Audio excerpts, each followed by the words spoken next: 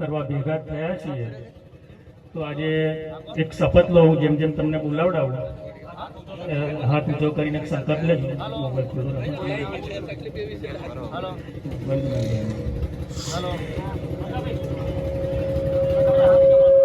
બધા હાથ ઊંચો કરશો શક્ય હોય તો મોબાઈલ કાઢીને ટોર્ચ લાઈટ ચાલુ કરશો તોય ચાલશે પણ શપથ લેવાના છે આપણે બરાબર છે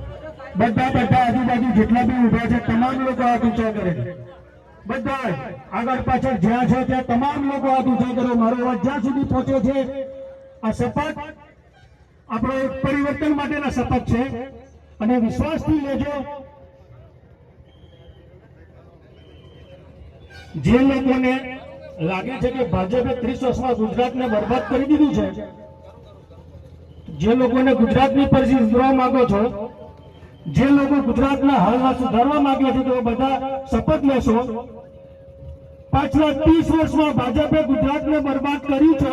કરી દીધું છે તો હું શપથ લઉં છું કે હવે ભાજપને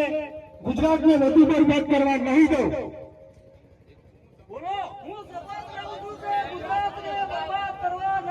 હું શપથ લઉં છું કે હવે ભાજપને ગુજરાતને વધુ બરબાદ કરવા નહીં દઉં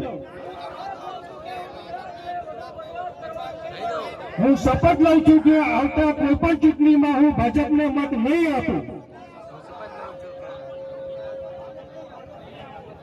હું શપથ લઉં છું કે મારા પરિવાર અને ગુજરાતના સુવર્ણ ભવિષ્ય માટે હું આવતા દરેક ચૂંટણીમાં આમ આદમી પાર્ટી અને ઝાડુને મત આપીશ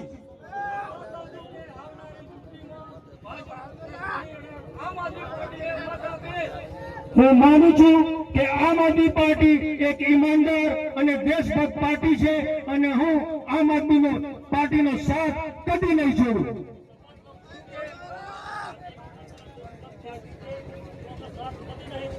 ભારત માતા કી